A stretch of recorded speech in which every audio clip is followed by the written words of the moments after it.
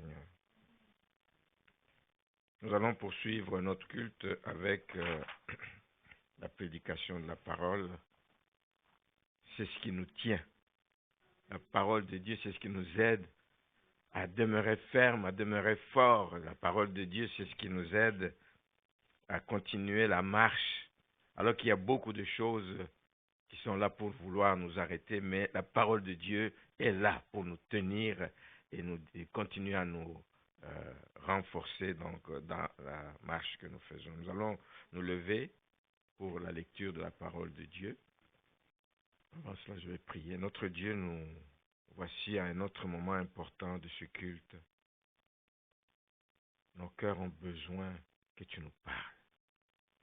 Parle à nos cœurs, Seigneur. Parle-nous pour que nous puissions savoir comment vivre sur cette terre, comment nous comporter devant les événements, les circonstances qui sont les nôtres.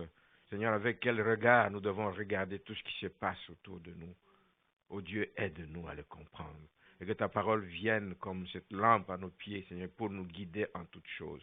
Au nom de Jésus-Christ, je prie pour que le Saint-Esprit de Dieu puisse aider ton peuple ce matin, Seigneur. Aide ton peuple à accueillir cette parole, à la comprendre et à la mettre en pratique. Seigneur, à saisir toute la substance qu'il y a dedans. Et que, Seigneur, cela nous aide à demeurer qui tu veux que nous soyons jusqu'à ton retour. Au nom de Jésus. Amen.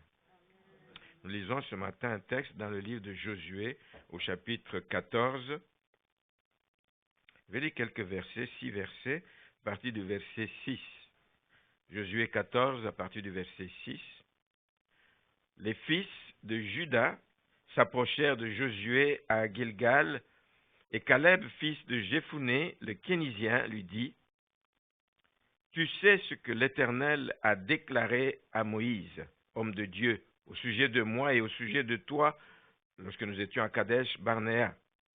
J'étais âgé de 40 ans lorsque Moïse, serviteur de l'Éternel, m'envoya de Kadesh Barnéa pour explorer le pays, et je lui fis un rapport avec droiture de cœur. Mes frères, qui étaient montés avec moi, découragèrent le peuple. Mais moi, je suivis pleinement la voie de l'Éternel mon Dieu. Et ce jour-là, Moïse jura en disant, « Le pays que ton pied a foulé sera ton héritage à perpétuité, pour toi et pour tes enfants, parce que tu as suivi pleinement la voie de l'Éternel mon Dieu. Maintenant voici, l'Éternel m'a fait vivre, comme il l'a dit. Il y a 45 ans que l'Éternel parlait ainsi à Moïse lorsqu'Israël marchait dans le désert. Et maintenant, voici, je suis âgé aujourd'hui de 85 ans.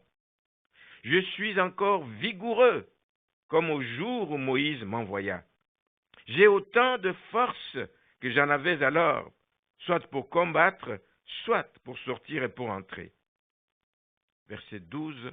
« Donne-moi donc cette montagne dont l'Éternel a parlé dans ce temps-là, car tu as appris alors qu'il s'y trouve des Anakim et qu'il y a des villes grandes et fortifiées. L'Éternel sera peut-être avec moi, et je les chasserai, comme l'Éternel a dit. Amen. » Vous pouvez vous asseoir. C'est un texte que vous connaissez bien, une histoire que vous connaissez bien. Je vais y revenir simplement pour vous inviter à apprendre à regarder les choses autour de nous avec les yeux de la foi. Le titre du message est ça. Regarder avec les yeux de la foi.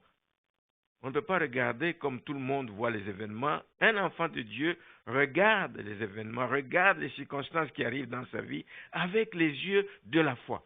Parce qu'il a un Dieu, parce qu'il a un Seigneur sur qui il peut compter, qu'il peut appeler, qu'il peut invoquer à tout moment quand il est dans le besoin.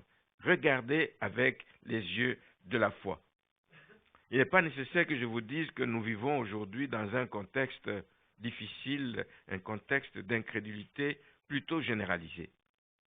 De plus en plus, l'incrédulité vraiment prend place et je crains que ça ne touche les enfants de Dieu, tellement les problèmes se multiplient. C'est pour ça que nous nous exhortons mutuellement pour que nous puissions rester fermes, debout dans ce que nous avons cru au début de notre foi.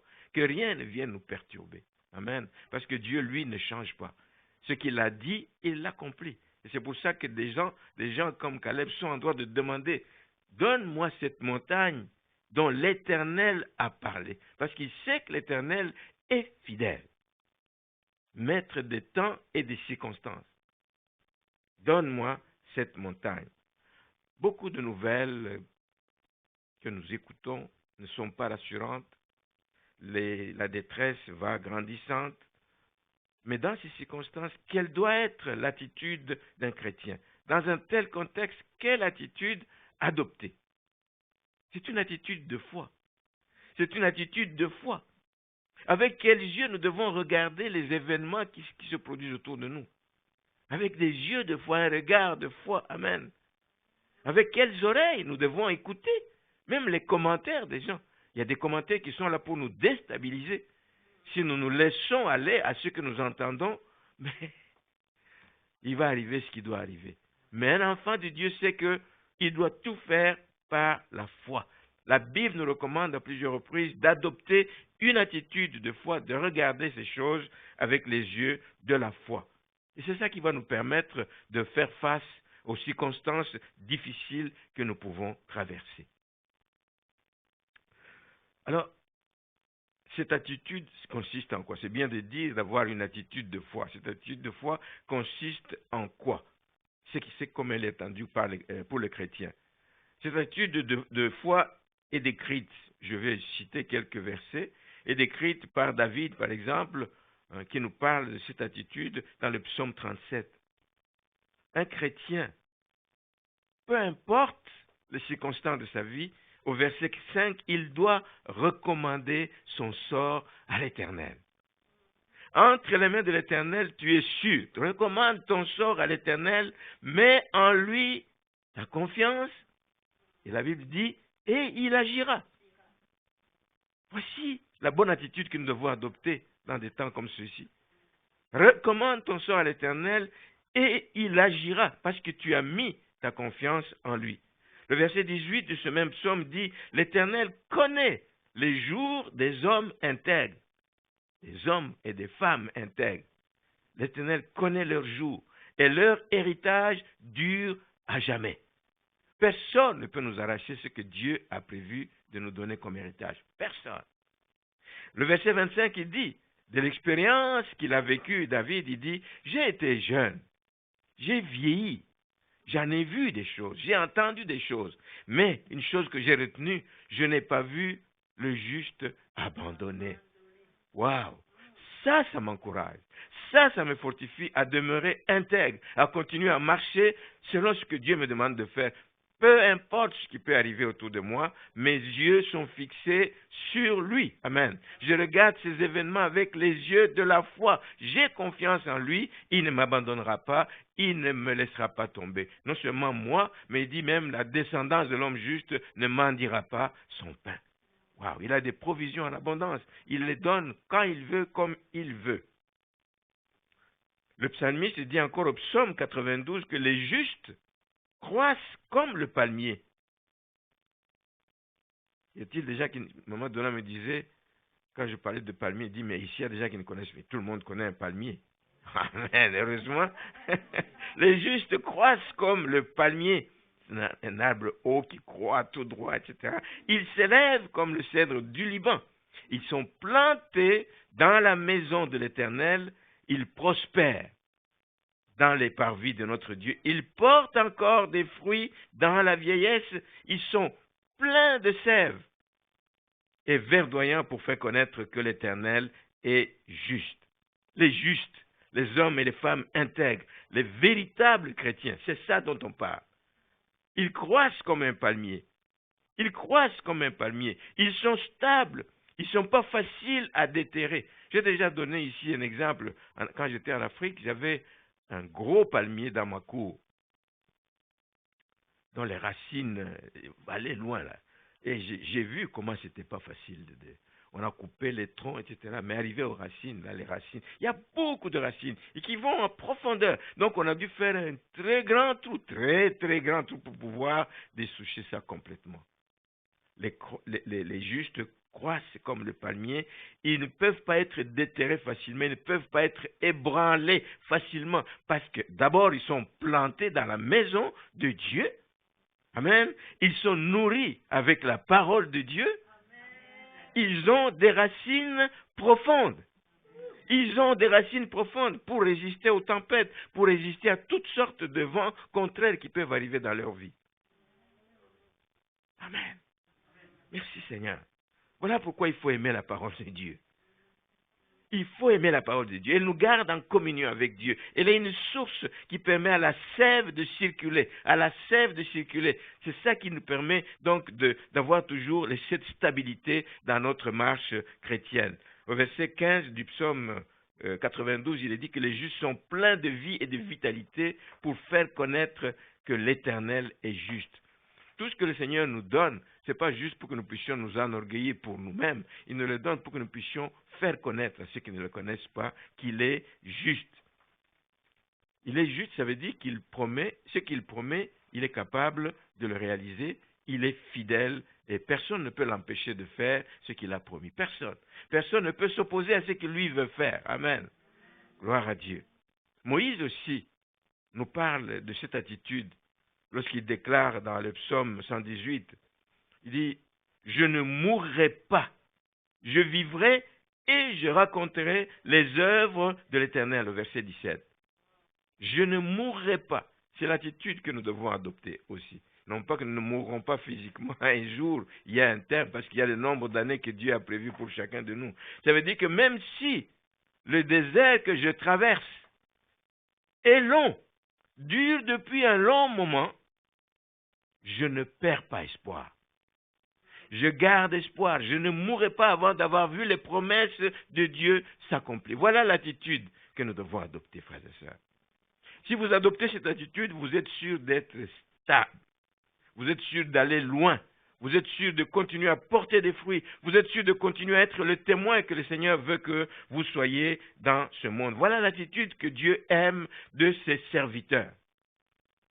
Donc, même si ils ne voient pas d'où vient le secours, ils n'ont pas peur. Même si les gens autour d'eux font tout pour les décourager. Et il y en a comme ça. Il me dit, mais toi, regarde comment tu es en train de dépérir. Et tu dis que Dieu t'aime. Oui, Dieu m'aime. Je ne mourrai pas, je vivrai parce que je verrai les promesses de Dieu dans ma vie. Amen. Un acte de foi, une attitude de confiance, une déclaration forte. Les gens peuvent vous décourager, mais vous devez savoir que ceux qui espèrent en l'Éternel vont regarder les obstacles qui se dressent devant eux avec les yeux de la foi. Oui, les obstacles, il y en a eu, il y en aura encore. Je voudrais que ce matin, vous soyez assurés que ce sont ces choses-là que Dieu cherche dans ses serviteurs.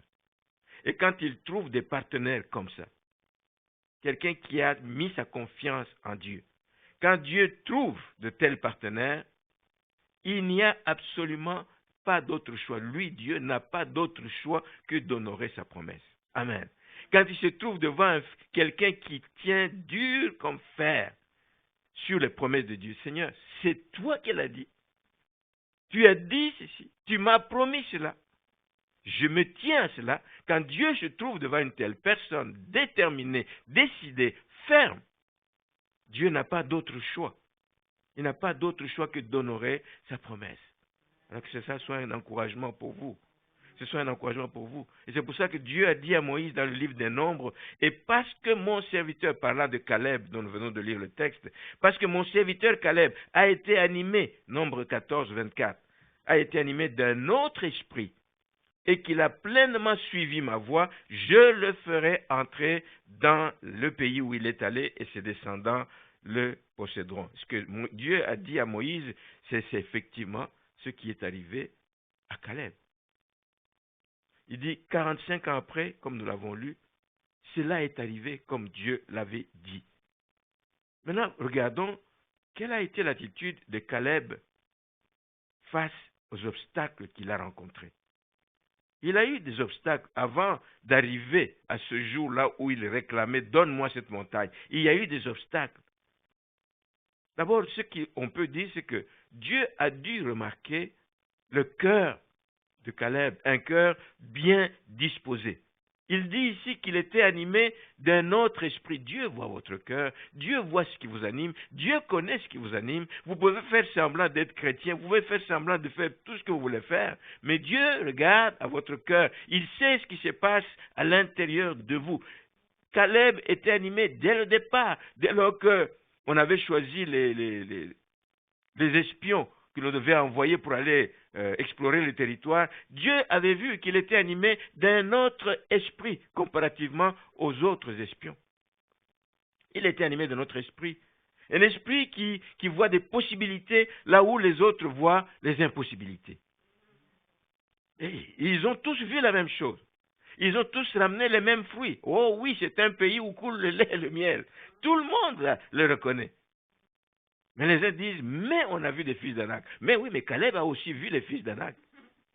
Mais Caleb a dit, montons et emparons-nous du pays. C'est le pays que Dieu nous a promis. Nous allons lui dire, Seigneur, c'est toi qui nous as promis que tout lieu que foulera la place, je vous le donne.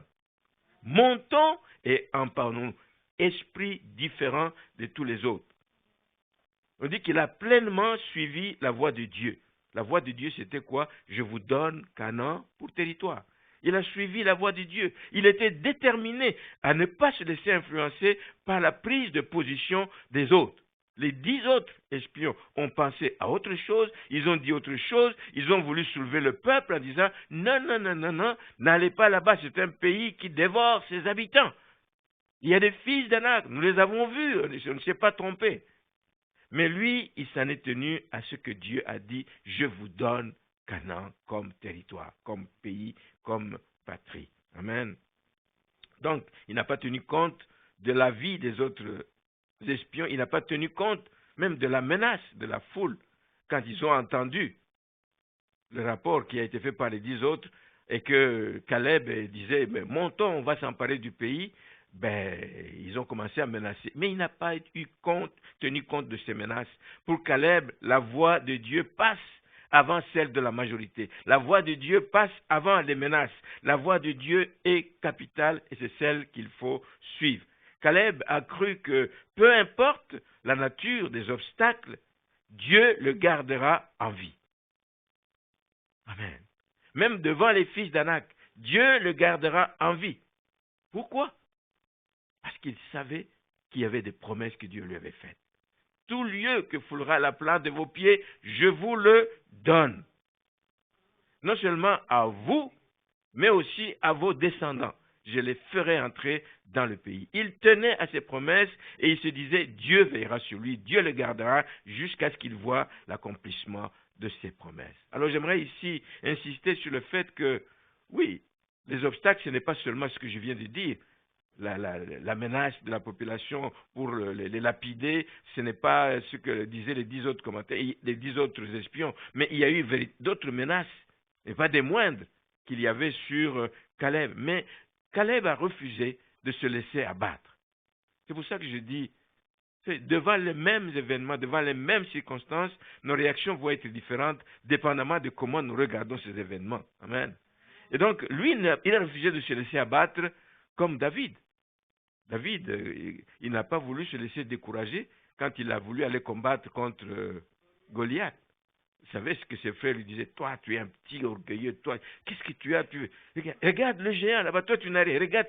Il n'a pas voulu se laisser décourager, ni par les propos de ses frères, ni par la menace que représentait Goliath. Un petit garçon avec un géant comme ça, et avec toute l'armure qu'il lui avait, on lui a même proposé, Saül lui a proposé de porter son armure. Il dit non, non, non. Il a essayé, il dit non, ça ne me va pas. Moi, j'y vais au nom de l'Éternel des armées. Je le connais, je sais ce qu'il a déjà fait pour moi. Se référer aussi aux expériences que vous avez déjà eues avec le Seigneur. Dans telle circonstance, Seigneur, ce n'est pas toi qui es intervenu. Ici aussi, je crois que tu ne vas pas m'abandonner. Amen. Je crois que tu ne vas pas m'abandonner. Donc, il y avait des obstacles et Caleb n'a pas voulu se laisser abattre. quelques obstacles, je vais citer 2 obstacles juste vite ce matin. D'abord, nous l'avons lu dans ce texte qu'on parle de Caleb, fils de Jéphuné, le Kénizien. Le Kénizien, on dit toujours qu'il y a des choses qui apparaissent dans la Bible. Je ne sais pas avec qui je parlais c'est mercredi, quelqu'un qui me parlait de généalogie. C'est qui me parlait de ça dernièrement? En tout cas, il y a quelqu'un qui me parlait de la Bible. Ah non, c'est Micheline. C'est Micheline ce matin qui me parlait, qui est en train de faire une étude sur, comment il s'appelle? La prière de Jabez. Alors il disait, quand lui lit les fils d'eux, et puis il y a des choses qui l'ont éveillé, qui ont ouvert ses yeux dans la généalogie. Donc, tous les détails qu'il y a dans la Bible ont leur importance. Peut-être des fois on lit, on ne comprend pas, etc. Ici on précise que Caleb était kénizien. Ça veut dire qu'il n'était pas au départ israélite. Il était d'une autre origine. Il est devenu juif par adoption. Il est devenu juif par adoption. Les Kénisiens, c'était un peuple, c'était des tribus qui avaient suivi Israël pendant la marche dans le désert, etc. La Bible disait que quand ils sont partis avec une bande de ramassis. Donc il y avait des gens de toutes sortes qui étaient venus qui se sont mêlés. Ils ont vu ce que Dieu a fait pour eux et beaucoup de gens ont suivi parce qu'ils disent, ah, mais leur Dieu c'est un Dieu des miracles, des prodiges. Tout ce qu'il a fait pour eux, nous avons intérêt à les suivre. Donc je ne dis pas que lui faisait partie des ramassis, mais les Kénisiens trouvent leur origine donc de ce côté-là. Donc il est devenu juif par adoption. Ça veut dire qu'il était au courant que le territoire qu'il réclamait avait cette caractéristique, il y avait une valeur inestimable sur ce territoire à Hébron. C'est là que se trouvaient les tombes des patriarches juifs. C'est là qu'on a enterré les Abraham et les autres. Aujourd'hui, si vous regardez ce qui se passe au Moyen-Orient, toutes les guerres, ça tourne autour de ce territoire. C'est là qu'il y a la tombe de nos ancêtres, nous ne voulons pas lâcher, etc. C'était important pour les Juifs. Et donc, dire que lui, le territoire que Dieu il réclame à Dieu, c'est un territoire qui est recherché, qui est protégé, je dirais, même par lui. Il dit, mais comment un Kénizien peut acquérir le territoire? Voyez-vous? Donc ça, c'était un premier obstacle. Il pouvait se dire, je n'ose pas, je vais peut-être me contenter d'un autre territoire. Mais non. Lui, il a dit, Seigneur m'a dit que le territoire que mes pieds fouleront, je vous le donne. Et il a réclamé ce territoire sans tenir compte de cet obstacle. Sans tenir compte de cet obstacle. Il y avait les tombes des patriarches, etc. Aujourd'hui, il y a la guerre autour de ça, ce n'est pas un problème, mais c'était un défi pour lui, mais il a décidé de surmonter ce défi parce qu'il croyait que Dieu allait le faire. Même s'il y avait une résistance des Juifs, mais Dieu allait pareil le faire parce qu'il s'est attaché à la promesse de Dieu. Amen. L'autre obstacle que je peux évoquer ici, c'est peut-être son âge. Mais nulle part nous voyons qu'à un certain moment, la pensée a effleuré l'esprit de Caleb pour dire, mais si à 85 ans, hein, on ne fait pas ce genre d'aventure là. Nous nous limitons. Hein. Elle me dit souvent, elle dit, mais tu dis que tu vieillis. Je dis, mais oui, j'avance en âge. Mais lui, à 85 ans, hein, à aucun moment il a dit, non, je ne peux pas me lancer dans une telle aventure, compte tenu de mon âge avancé. Ça n'a pas du tout été un frein à ses prétentions. Parce que Dieu avait promis. Et comme Dieu savait toutes choses, il savait que c'est à cet âge-là qu'ils arriveraient dans le territoire et qu'ils allaient avoir donc accès au territoire promis. Lui il dit, je me sens aussi vigoureux que lorsque je suis allé explorer ce territoire, lorsqu'il y a 40 ans. 40 ans avant, je me sens aussi vigoureux que quand j'avais 40 ans, 45 ans. Donc je suis encore prêt à combattre. Il se considérait comme un palmier, comme nous avons dit, un palmier plein de sève. Même à 85 ans, amen, il a encore la force de résister, il a encore la force de combattre. Il est capable encore de porter des fruits, même dans sa vieillesse. Voilà l'attitude que nous devons adopter. Que l'âge ne nous arrête pas. Et je ne me laisserai pas arrêter par l'âge. Amen. Vous avez compris. Tant que j'aurai la vigueur, je servirai l'Éternel. Amen. Amen. On ne se laisse pas arrêter par l'âge. Ceux qui ne se laissent pas arrêter par l'âge, ils voient les choses en grand. Il n'y a pas de limite. Il n'y a pas de limite. Amen. La seule limite, c'est celle que Dieu va fixer. Gloire au Seigneur. Alors, si vous voulez voir les promesses de Dieu s'accomplir dans votre vie, soyez personnellement engagé. Caleb était engagé. Il n'y a personne qui pouvait aller réclamer pour lui. C'est lui-même. Soyez personnellement engagé. Personne ne le fera à votre place. Et personne ne fera à votre place ce que Dieu attend que vous fassiez. Personne ne le fera à votre place. Bien-aimé, la foi en Dieu, ce n'est pas juste de proclamer. Je crois en Dieu de tout mon cœur, depuis ma tendre jeunesse. Je crois en Dieu. Ce n'est pas juste de la bouche. Dieu est grand et redoutable. Nous le savons. Tu peux le confesser autant de fois que tu veux, mais si c'est resté au niveau de la tête, ce n'est jamais descendu au niveau du cœur pour que ça passe dans les actes, ça pose un problème. La foi, c'est aussi se mettre en marche. La foi, c'est aussi se mettre en action. Se mettre en action pour voir les promesses s'accomplir. Dieu promet, mais il faut que tu fasses quelque chose pour que tu puisses obtenir les promesses que Dieu t'a faites. L'apôtre Pierre insiste dans 2 Pierre 1, je crois, la deuxième épître de Pierre, je crois chapitre 1 ou chapitre 5 ou 1, en tout cas. Il insiste que nous devons ajouter à la foi un certain nombre de vertus. Il cite des vertus ajoutées à la foi, la connaissance, etc. La connaissance est importante parce que il faut que tu saches ce que Dieu a prévu pour toi et que tu t'y accroches. Si tu ne sais pas ce que Dieu a prévu pour toi, tu vas t'accrocher à quoi? Dieu même, il ne m'abandonnera jamais, je m'accroche à cette pensée. Il faut avoir cette connaissance. Donc, à la foi, il faut ajouter cette connaissance. Connaître Dieu, savoir ce qu'il a prévu pour toi, pour que tu t'y accroches. Tu ne vas pas accepter n'importe quoi d'autre qui s'offre à toi si Dieu t'a promis une chose. Amen. Tu ne veux pas accepter quelque chose d'autre, tu as la connaissance, c'est important. Il ajoute là-dedans l'élément de patience. La patience est importante, mais il faut la comprendre dans le sens de la persévérance. La foi doit être persévérante. Persévérance sans abandonner lorsque le délai est long. Vous connaissez des gens qui ont dit au bout de... On a prié pour eux, peut-être même qu'il y a une parole de connaissance qui est sortie, etc., ou une prophétie qui est sortie sur la vie de quelqu'un. Il a attendu 2 mois, 3 mois, il ne voit rien. Il dit, ah non, je ne suis pas sûr que ce qu'on m'a dit est vrai. Accroche-toi, accroche-toi. Ne te laisse pas arrêter par le délai, le temps qui s'écoule. On voit ici, lui, de 45 à 85 ans. 40 ans de patience. L'épreuve peut te secouer.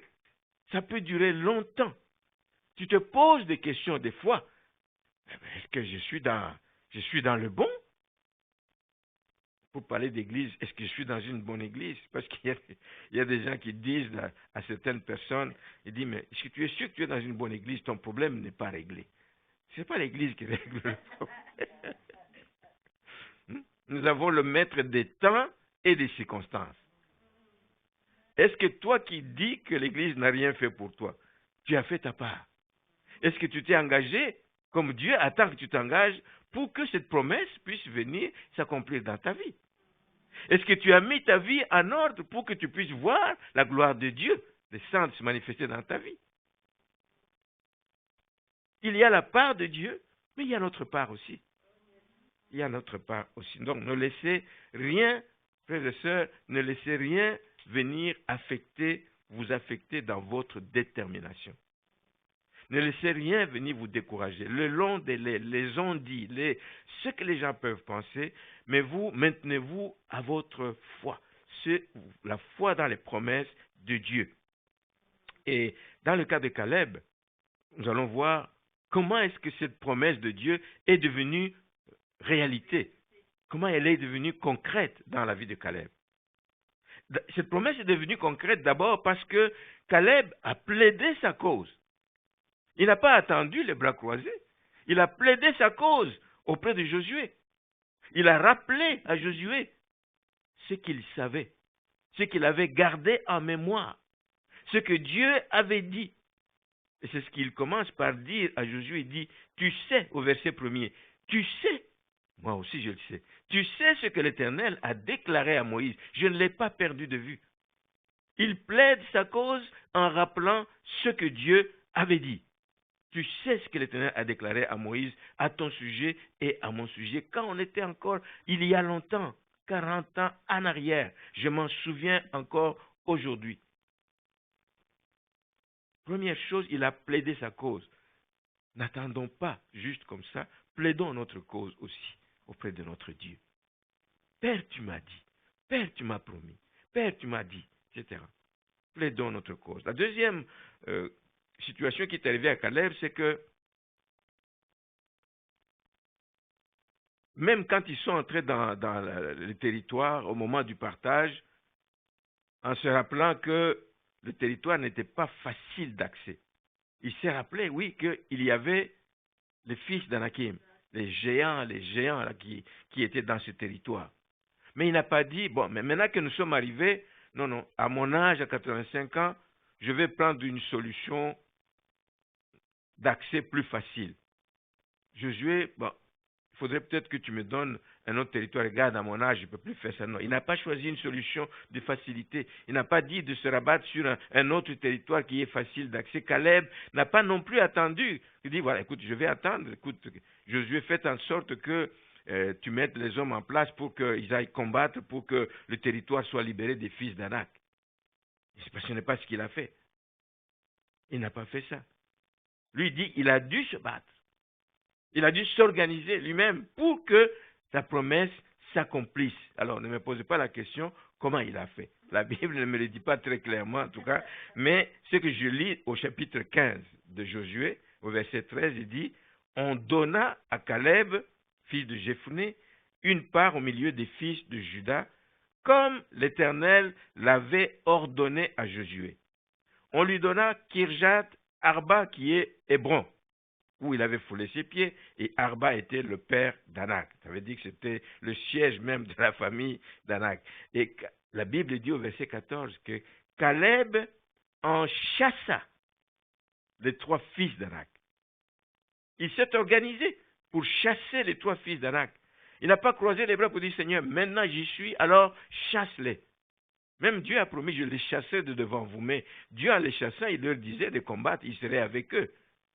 Caleb a chassé les 3 fils, ça veut dire qu'il a pris quelques personnes avec lui, etc., et les membres de sa famille, ou je ne sais pas, pour aller chasser les 3 fils d'Anak. Il s'en est chargé.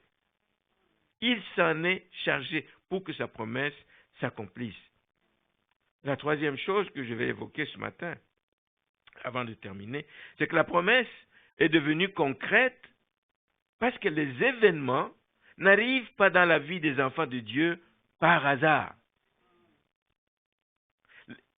Tout ce qui arrive, des fois vous ne savez pas pourquoi ça arrive, mais ça n'arrive pas par hasard. La Bible nous dit que le partage du territoire s'est fait par tirage au sort.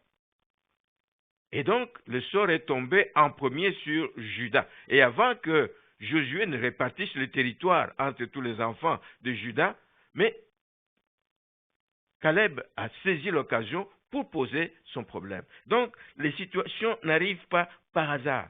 Même si le tirage s'est fait au hasard, Dieu était au contrôle. Pour que ça commence par la tribu de Juda. Donc, Caleb était donc issu, il faisait partie et est venu en premier. Donc, ce qui lui a permis de revendiquer son droit. Avant même qu'on ne donne ce territoire à quelqu'un d'autre, il a permis d'obtenir et de revendiquer son droit. Donc, le temps et les circonstances sont toujours sous le contrôle de celui qui fait la promesse. Toujours. Il n'y a pas de hasard avec Dieu. Il n'y a pas de hasard. Il organise les choses pour que ce qui doit arriver arrive en faveur des siens. L'autre chose que Dieu a fait, il a fait en sorte que le témoin par excellence de ce que Moïse avait dit, qui était Josué, il a fait en sorte que Josué soit encore en vie à ce moment-là. Vous pouvez imaginer, il pouvait y avoir une guerre de partage à ce moment-là. Lorsqu'il dit, Dieu m'avait dit par la bouche de Moïse, il dit, mais qui a vu, qui était là? Je ne sais pas si c'est vrai ce que tu dis. Dieu a fait en sorte que Josué soit en vie jusqu'à ce moment-là. Pour que lui vienne témoigner Et Dieu permettra, mon frère, ma soeur, que dans votre vie, des personnes viennent témoigner au moment où vous vous y attendez le moins. Une personne qui était en voyage et vous êtes en difficulté, on est en train de vous accuser de tous les maux, et puis vous apprenez que cette personne est arrivée ou est de passage dans la ville, il dit, ah oui? Et vous l'appelez, il vient témoigner, il dit, non, mais vous l'accusez faussement, voici la vérité. Moi j'étais présent quand telle chose, telle situation est arrivée. Amen. Dieu arrange les circonstances en faveur de ses enfants. Donc, Josué était en vie au moment où Caleb réclamait son droit parce qu'il était le témoin privilégié des paroles de Dieu par la bouche de Moïse. Et personne ne pouvait contester. Personne ne pouvait contester le droit de Caleb et on lui a donné donc son territoire. Donc, Dieu veille à l'accomplissement de ses promesses. Alors qu'en terminant, comme j'ai dit au début, nous évoluons dans un contexte d'incrédulité. Je voudrais aussi vous supplier, vous demander vraiment de faire un effort pour vous débarrasser de certaines fausses conceptions que les chrétiens peuvent avoir. Des fois, on peut entretenir des fausses conceptions en nous qui vous empêchent de saisir les occasions que Dieu prévoit dans votre vie. Il faut vous débarrasser de ces fausses conceptions pour pouvoir entrer dans les portes que Dieu ouvre dans votre vie. Alors, quand les choses semblent difficiles ou quand les attentes tardent à se réaliser, voici ce que les gens parfois pensent. Ils se disent en eux-mêmes, ils se disent qu'il n'est pas en mesure. Je ne suis pas en mesure de sortir de cette situation parce que je suis démuni. Vous l'avez souvent entendu dans la Bible. Je suis faible, je suis issu d'une famille pauvre, je suis issu d'une famille Gédéon, je suis issu de la plus petite famille de Manassé, etc. La plus petite tribu. Débarrassez-vous de ces choses. Dieu ne vous voit pas comme ça. Amen. Dieu voyait Gédéon comme un vaillant héros. Lui, il se limitait lui-même. Alors n'oubliez pas comment Dieu vous voit. Peut-être qu'il vous voit comme un vaillant héros. Il vous voit comme mon serviteur. Vous savez, il n'y a pas beaucoup de gens que Dieu a appelés ses serviteurs dans la Bible. Il n'y en a pas beaucoup. J'essaie de chercher Abraham, Moïse, David, Job, mais et lui, Caleb, c'est à peu près ça. Là. As-tu vu mon serviteur? Que Dieu parle de son serviteur. C'est comme ça que Dieu te voit aujourd'hui, peut-être dans ta vie, en fonction de ta marche avec lui, et il te voit comme ça. Alors ne te minimise pas. Ne te minimise pas. Ce serait donc bloquer l'entrée dans vos promesses. Donc un serviteur est celui qui peut tout par celui qui le fortifie. Considérez-vous comme ça. Devant cette montagne qui est devant moi, je puis tout par celui qui me fortifie. Et Dieu permettra que des choses tombent de votre vie. C'est pourquoi Caleb a dit, donne-moi cette montagne. Malgré la présence des géants, donne-moi cette montagne. J'aime aussi cette humilité avec laquelle il parle. Quand il dit, verset 12, donne-moi cette montagne dont l'Éternel a parlé dans ce temps, car tu as appris, etc., qui c'est tout des Anakim. Il dit, l'Éternel sera peut-être avec moi. Ce n'est pas parce qu'il doute. Il ne doute pas que l'Éternel sera avec lui. Il le sait, parce qu'il dit, et je le chasserai. Il sera peut-être avec moi.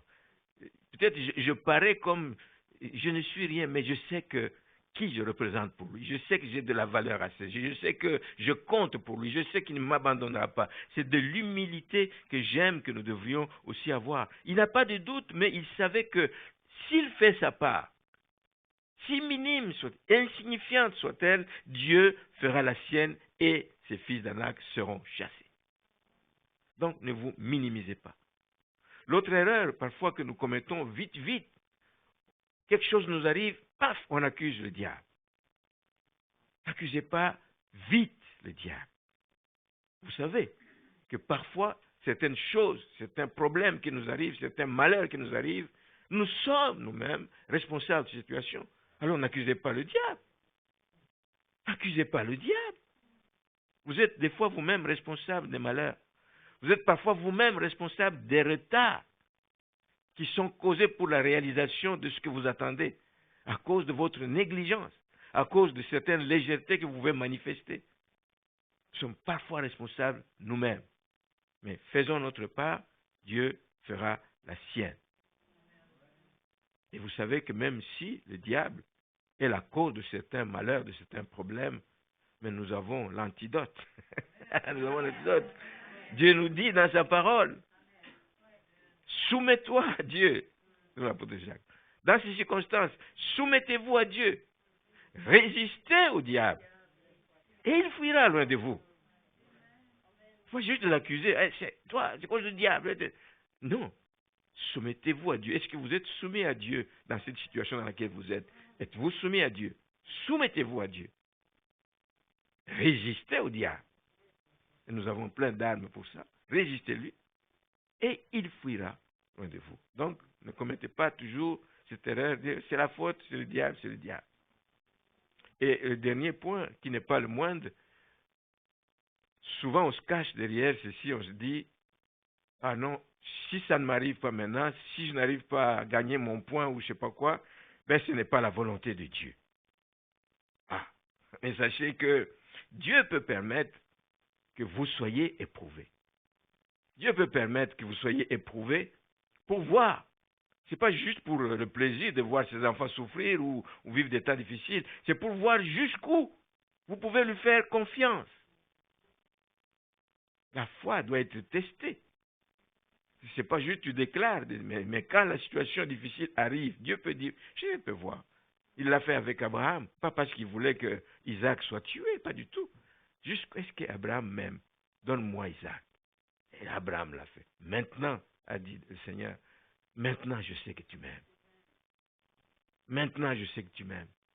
Les gens pouvaient dire, oh c'est la volonté de Dieu. Non, non, c'est pas. Dieu permet que tu passes par cette épreuve, simplement pour voir jusqu'où tu l'aimes, jusqu'où tu peux aller avec lui. Et Dieu ne veut pas non plus que ses serviteurs se contentent des solutions faciles. Hein? Viens à Jésus, tout va aller. Viens à Jésus, les portes vont s'ouvrir. Viens à Jésus, la richesse va arriver. Viens à Jésus, la guérison va être là. Et c'est une erreur de dire ça aux gens, parce que si vous dites ça aux gens, il attend, et il n'est pas guéri. Il dit, mais on m'avait dit ça, etc. Et puis quoi? Voici des solutions clés en main. Non, ce n'est pas ça. Dieu peut te faire passer par des circonstances pour tester le niveau de la foi. Donc, il ne veut pas que tout soit facile à portée de la main. Tu te lèves, la manne tombe. Tu fais ceci, c'est pas tout le temps comme ça.